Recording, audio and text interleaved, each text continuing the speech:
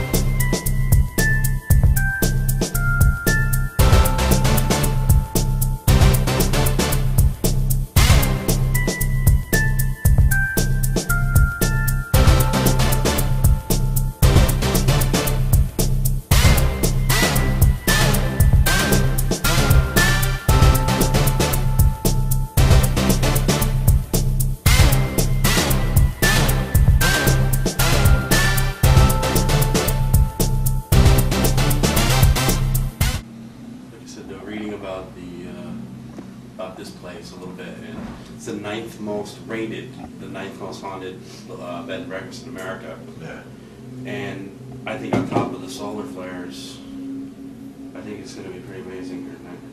See, the reason Andy called me, Susie called Lisa, was because of what we bring out. And so when Andy first started doing the ghost tours, the first thing he wanted me to do was to sit down with my Jack and Coke and just hang on the landing and retell the story. And that's when people started clicking in pictures like, oh, holy shit, there's the orb. So the minister who died here, that's him, because it's where he died down the stairs there, is the guy I saw. The dress that I described him in was what the guy wore. And Chip Coffey knew that the second he was in here. He knew it. He's like, oh, clergyman died here, stairwell. He knew this. Just so he made Mike go down to the town hall, do, you know, all your forensic, you know, research, and they found out indeed the guy visited here occasionally. He wasn't actually a tenant who lived here. He visited here and he died here. Something happened to him. You got bad stuff coming tonight, you realize that, right? There's bad stuff coming tonight. Nah, Well, I'm not gonna hurt you, bad stuff, but bad stuff. I'm ready for it. Alright, good, I want it. good, It's been a while. good. I asked the town historian, a really good guy by the name of Frank Schwartz, who really has all the records. He has a museum and he's really into this stuff. So he goes through all the scrapbooks, all the stuff from the Mackenzies, from this whole area, and he finds a Viewmaster, the old-fashioned Viewmasters, that like a wooden cylinder thing like this. You hold it like that. You put double photographs in there, and it makes it 3D. It's very old, 100 years old. In there, he finds a picture or the slide that goes into the Viewmaster of my front lawn, with that huge sugar maple tree there was only a little tiny, almost like it's like a bush. And what is it? It's a woman with a long hair and a white dress pushing a baby carriage on my front lawn. So when we had a group from here from A&E TV, Paranormal State, and Chip Coffey, who's a very famous investigator, psychic or whatever he is, but he's world famous and very good. When he was here, he knew nothing about this. You know, as you guys, I couldn't tell you anything beforehand because you want to be objective and you want to find your own things, which you're professionals. Right. You know, you're not kibitzers. So when it was over, I talked to him about this, and he said that what he envisioned that was a nanny or a midwife or somebody that took care of the children, kids, the kids here. And the reason she paces is because she's nervous.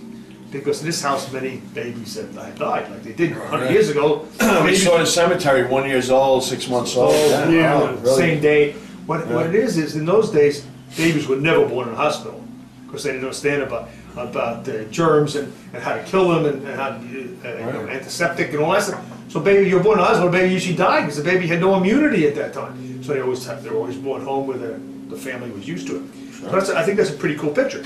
Now, in the same apartment where she lived, where Hazel lived, which is now the singer suite, in the very first bedroom, which is reportedly, you guys are going to find out more, but it was reported from other people that have been here, that is the most active room. And this is a picture that was taken by one of people. This is not a professional investigator. Right. This was someone staying there and just had a digital camera, was taking pictures, they were looking for orbs. And when they took this picture, now, there were 2 pictures taken like this. Unfortunately, one of them is missing now, but in this picture here, right in that corner is a face. And if you, in person, you look, you can see that face. Right, sure. And I'm sure you've all seen somewhere on the Discovery Channel or the History Channel or whatever on TV, they always talk about the Shroud of Turin. Right. And they can see the face of Jesus through that. Well, if you look at that, does that look like the same face they show you on TV when they show you the imprint? Right. Pretty close up, isn't it? Yeah. I'm not saying this is Jesus. Right. But I'm just saying it's that kind of an idea of The outline. And it's really, you can see the nose, the eyes, the hair, you can see the whole thing. And you can say dismiss it, say, oh, it's a reflection from the camera going off the bedpost or whatever, the brass bed. But the other picture we had was on this wall, was taken from that corner. There was no reflection from anything. Right. Unfortunately, people are not so nice, and so they decided they wanted for their collection instead of my collection. We are making a new trail to make it easier to get to where we want to go, so it stays away from the Halloween show, Right, basically, to keep it. Little you know. bypass. Okay, so it was weird doing this. I'm digging and pulling brush and all that stuff. And I said, oh, hey man, look at this, the bone, the leg bone. I said, man, look at this. Must have been a deer here or something. So I started thinking, I said, that's cool, let's get these bones. So we're digging. And they were dog bones. There was more than one.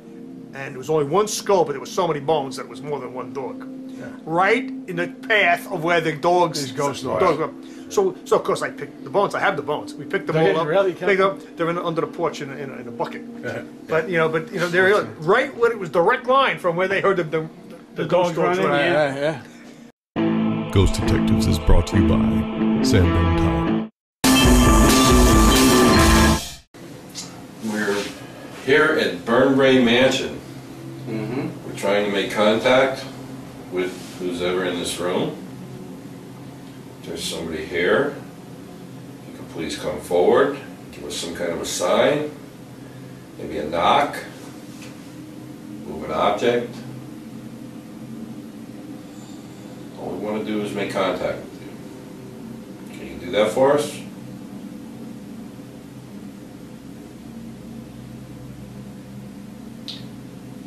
Over here, I have a recording device with a little red light on it. If there's anything that you would like to say to us, or have any message you'd like to set forth, you could just say it right there. I will actually attempt to hear you. I have headphones on, and you will be amplified. So, if there's anything you'd like to tell me, let me know now. Like a human being. Somebody lay down on the bed. What's that? Somebody get on the bed. Want me to? Get on the bed.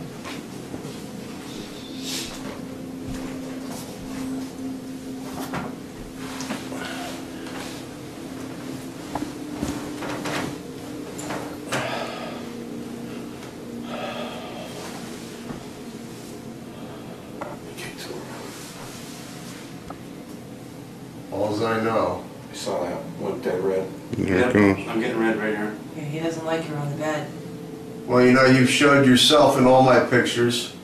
You followed me from here. I can believe you're from here. You've made sure that you've showed up in every picture. You've made sure of it. You still want some fame, don't you? You want to be seen. You want to be seen in every which way you can get your face out there. You want everybody to know who Josiah is, don't you? He doesn't want him on the bed. How does he feel about me? He's indifferent to you. Huh? He's indifferent to you. What do you mean? He's indifferent. He doesn't care that you're here. You're not of consequence. He doesn't like you. Doesn't like me. No, he doesn't like you. Doesn't win. You are bothering him. He really doesn't like art. That's too bad. Who's bothering him? Yes, I am. Yeah, your cameraman is bothering him. Why did you want me over here? You have something you want to tell me? He wants you over here. We were walking in the yard. I heard it. Is there a reason why you want me over here? It was right over my head.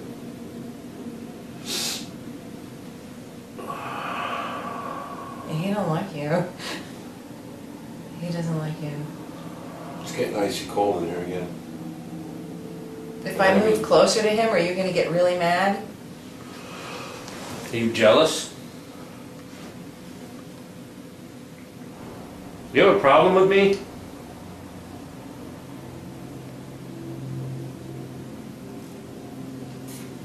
That's weird. Twice it just. There it goes again. Somebody up here with us? There's a little green light on a plastic box right here where I'm pointing.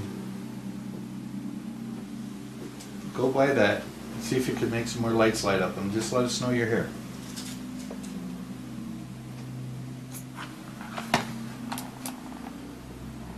What are you doing? He was messing with the monkey.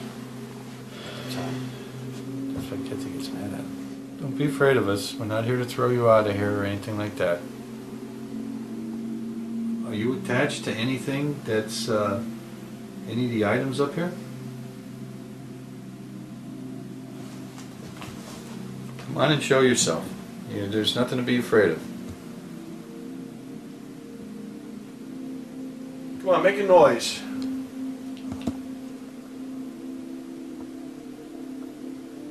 Are there any Mackenzies up here?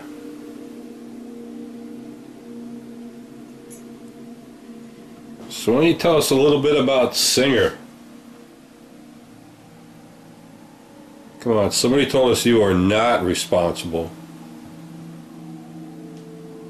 for that fortune that they made. Is that true?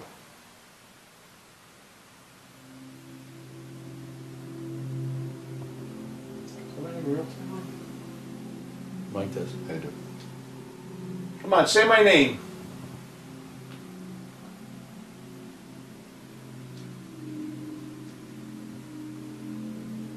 It's on my shirt. Read it.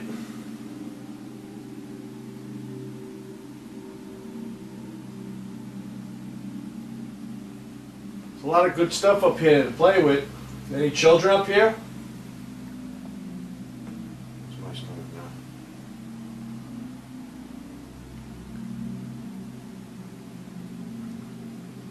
Any children here? See some nice toys over there to play with. Some little horsies, a dog. Can you go move them for us?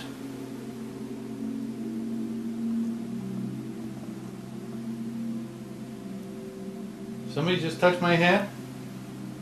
Did they? I don't know. Well, it wasn't me. I felt a little something on it. My hand. Come on, grab my fingers if that was you.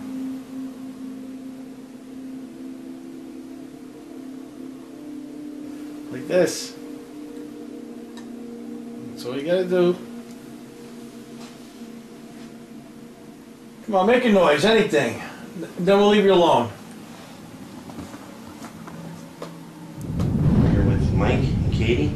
Katie's gonna do a rod session. Rather than use the traditional Ouija board, which we, kind of have mixed views on, we're going to do a dowsing rod session and see if, rather than yes or no answers, we can get some answers spelled out for us. Okay, and from the scientific aspect of it, we have some equipment in here. We're going to be using the REM pod. We have the seismograph, or thumper as it's called. I have real time, and I'm also going to be gauging temperature. So we're going to see if we can get any reaction from the equipment while she's doing this also. So can you confirm that somebody is in the room with me? Excellent, thank you. By using this board and pointing at the letters and spelling out your answers. Is that something you think you can do for me? So first, can you tell me, are you a male? Using the numbers on this board, can you please point and tell me how old you are? Okay, from my view, I'm saying that the first number is a 2. Can you cross these to confirm that's correct? I'm going to say that looks to be about an 8. So are you 28 years old? Alright, now to make this easier, I'm just going to have you move one rod at a time. Can you spell out your name for me? The W? Okay, next letter. A. Okay, next letter. D. Okay. And the last letter.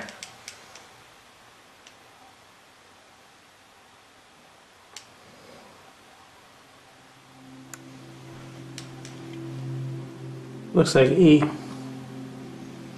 So it's Wade. Wade, is that your name? Did you used to live on this property? No. Do you have any relation, whether it be family or friendship, to the owners of this property? Is there an item on this property that belongs to you? Is that item in this room? Is there an item in the attic that belongs to you?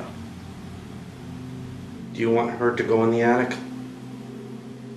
Ah, I get it now. All right, well right now we have some other people upstairs, so I can't go up there right now. While we're waiting, there's a device here right in front of the rod in my right hand. Can you see that? If you could see it, point to it for me. When I did the baseline temperature of this wall back here, it was at 56 when I first started. Right now, it could be just because the temperature is dropping outside, but it's reading at about 52.5. It's dropping actually. I can tell you that it does feel cold behind my right arm. Yeah, I've noticed the temperature drop against this wall right here. You hear that, Dad? He said it's been passed down through his family. You know that big guy at the table over there? You know Anthony?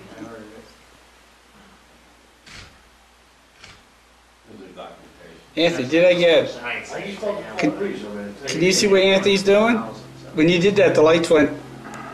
Yeah, he's got on film, yeah. Can you make a bang upstairs, tell one of your friends to make a bang?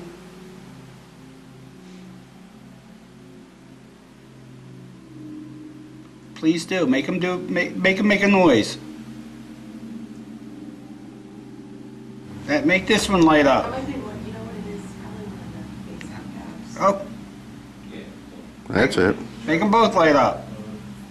Come on, make them both. You can do it. They're getting some pretty good. That's a whole light. Let me see if I can get that other one. I'll go up. I'm going to shut the whole light off here. Are you Mackenzie? If you're Mackenzie, you're going to have to make that go red. Make that go red if you're Mackenzie. Are you a servant?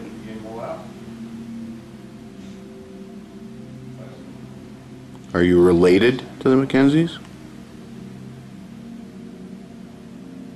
Were you a servant here?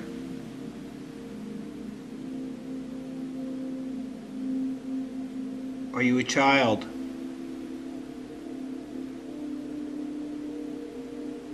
Are you a man? Are you a woman? That's what you got last time. Yep. So that verifies it's a woman. 20 and 30. Light it up again if it's 20 or 30. Am I right? Okay. All right, this is Dave and Mark from down. We're down in apartment 3. There's reports of a death down in this area. We're not sure exactly who it is, but there's been sightings of a man down here. Whoa. What the hell was that? That came from in there. Mark, all I know is I heard something. Was it a knock or a bang? It sounded like something moved in there. Do you think it was more this one or more the closet? I'm not sure. I think it might have been the closet. Alright, well, we definitely heard something, and I heard that too. And it just goes into like a knock or a bang, you know. Yeah, Mark, see if we can pick anything up from in there, because we just heard a noise from inside the bathroom. We're inside of the apartment 3, and we heard something in the bathroom. Mark has moved into the bathroom, and we're going to film in here for a little bit. That was weird. It definitely was something came from in there, though. If you're here, if anybody's in here, I would like you to tell us your name. We're gonna spend the night in here, because we're here all night. Would you like that?